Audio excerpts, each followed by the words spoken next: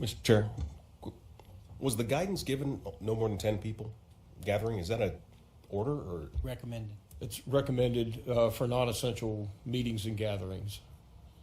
And there were certain exclusions like grocery stores, distribution centers, manufacturing, and things like that. All of the organized sports programs have been canceled. Little League, any Parks and Recs programs, those have all been canceled at least through the 31st. Well, I recommend that we close the centers. Just be on the safe side. It's for 14 days or till it's and then reevaluate when we get to that position. I shall move forward with that then. Oh. I will. Is the consensus of the board to do that? Okay. So, Mr. Chair, along that same, I got a couple questions were asked me today, and it really goes back to the meals tax, restaurant tax, that since they've started implementing these restrictions, I don't know if it's been placed or not, whether the governor said no more than 10 people in a bar or restaurant. Is that an order or is that a suggestion? Or A recommendation. So I was told the city was enforcing that, but I'm not sure if that's it's The rumor. city, you're correct. I was going to inform the board that Stafford County has closed their county offices to the public. They made that declaration this afternoon. And then the city, effective today, have their city buildings closed to the public. And they have restricted, or they're going to place a restriction on restaurants to no more than 10 people in the restaurant at a time. There have been restaurants in our county that have voluntarily done that. Some of the drive-throughs are open, but the restaurants are closed down. But they did that voluntarily. So that's a voluntary measure. We have not implemented that. That's correct. And our plan is not to implement that, I understand. Just to brief you on something that has very recently come out, the governor has signed an executive order with the power to enforce that 10 person or less ruling. So it's beyond just recommendation and guidance at this point. So the governor is saying that restaurants can't have 10 people in them? Yes, sir. Excuse me, was that up to 10 people? Over 10 people? Prohibiting more than 10 patrons in restaurants, fitness centers, and theaters. So And the how are answer- they going to enforce that? They are leaving it to localities at this point. We don't have the manpower to enforce that. No, sir. Mr. Chairman. Yes. And does that apply to board meetings, not just this one? No, there are plenty of exceptions, specifically anything that deals with critical infrastructure. The government continuing could be considered critical infrastructure. Right. One of the other distinguishing factors was essential versus non-essential gatherings. So things like board meetings, commission meetings, I think are essential, but Well, that's it's debatable up in the air sometimes. as to what's essential and non-essential.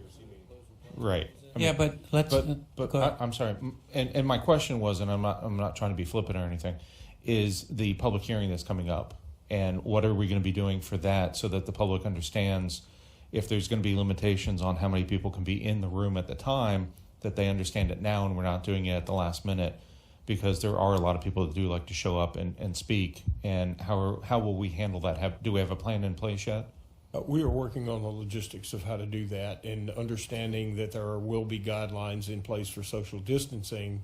And that's the reason that we asked for the suspension and modification of the bylaws, so that we could work through the logistics of how we can continue that meeting and still meet the guideline requirements and allow the public their time in front of the board. Chris, some of the things that we thought about was, okay, we can limit 50, we can limit 100 at a time. I think, and what we can do is, especially for the board meeting, we could actually have people who are signed up walk in the door, give their presentation, and leave this way, so that we keep within those numbers that we, as a board, define what we can do as far as how many people we want there. Right. I just think it's important that people know that ahead of time, as these numbers keep changing, and apparently they just changed this afternoon, so that folks that want to speak and want to get their opinion in front of the board and their words in front of us, that we not only afford them that opportunity, of course, but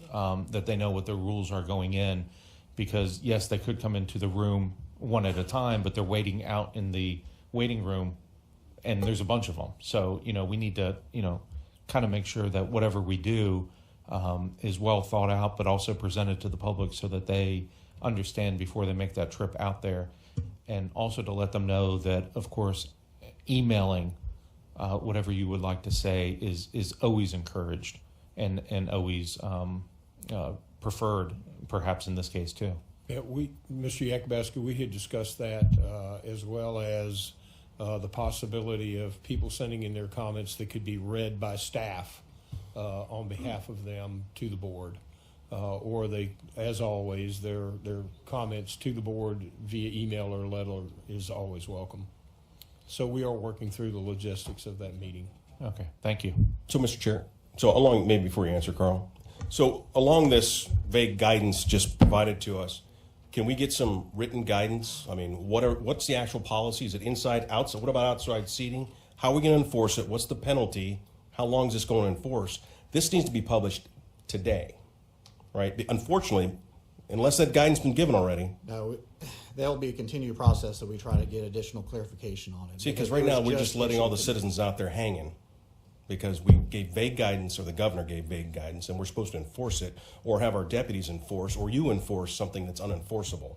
So it's very frustrating for the citizens to do this. So, Carl, you had something?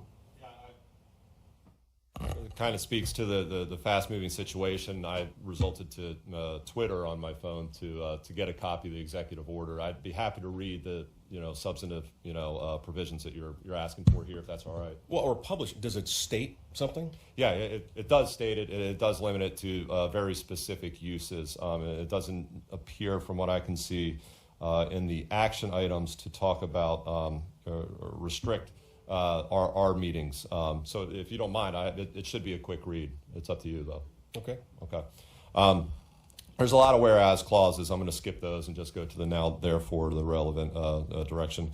Now, therefore, the governor and the state health commissioner hereby issues this order declaring a public health emergency resulting from the spread of COVID-19 virus affecting the health and safety of Virginians, and restricts the number of patrons allowed in permitted restaurants to 10 patrons or less in order to inhibit the spread of the virus.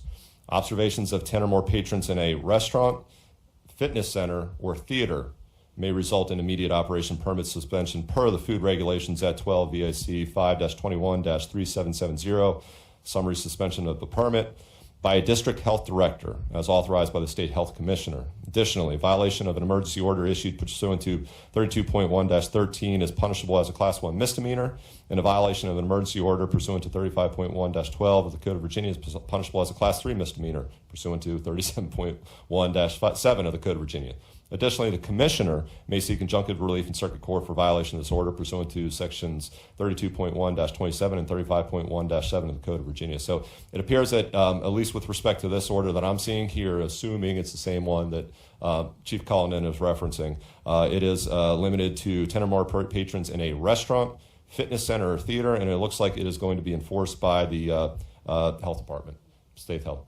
So as far as I can tell, immediately reading it. So whether it's inside, outside, it doesn't matter. It's just if they have a license, regardless of the venue, they can have 10 people. Does that include the employees? What I read to you is all the guidance I have. I'm sorry. And my follow-up to this vague guidance is, now what? Because this goes back to the question about the meals tax. And what about all these businesses that we've just taken we have mandated and we've taken away their livelihood? Do we have any recourses allow them to delay or defer their meals tax, or what can we do to relieve some of this burden that we've placed on them? I think what we did tonight with the local emergency, declaration of local emergency, you now are eligible to go to federal and state funds to recoup possibly a certain amount that you will lose on this. Mr. Chair, if I may, Mr. McLaughlin, the Small Business Administration is instituting a loan program for our small businesses to help out during the disaster times that we're in. I'm can't give you the exact verbiage of that program because I'm not looking at it right now. But there is something out there to help them. Yes. So with that, because we are throwing this out, it is moving. I get that.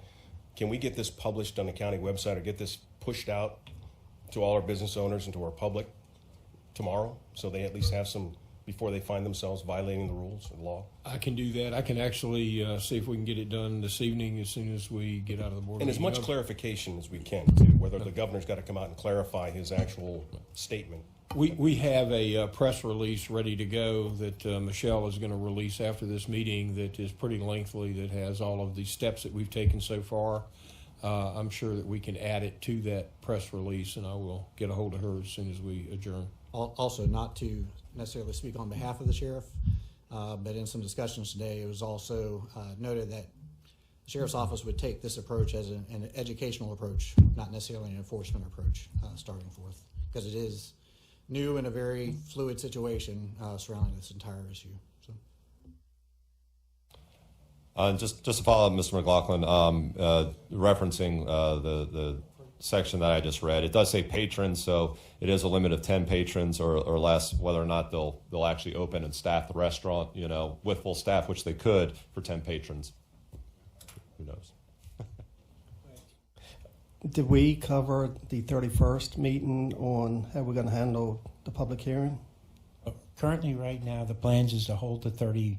We've talked, and Ed and I spoke with the chairman and Dr. Baker, and as of right now, there's no reason not to hold it on the 31st. Because what we could do, it's at Courtland High. Yes. So we could just have county staff monitor 10 people per classroom and then bring them in. That way, I think that's a fine idea. We can certainly do it. And we just need county staff, coordinate with school staff, and I'm sure they got plenty of rooms to accommodate the individuals that will be at our public hearing. I think it would be a plus to the community to actually voice their. I just want to say one thing. Go ahead, Mark. Yeah, the 10 person limit doesn't apply to essential meetings like board meetings, though we will do what we can to try to keep the social distancing and try to make people aware so that they don't spread the disease. But the 10 limit rule doesn't apply to board meetings as far as I'm aware of. Thank you, Mark. But then we could go ahead as usual. We will. We will have a safe process to get everybody in to speak and to hear what they have to say.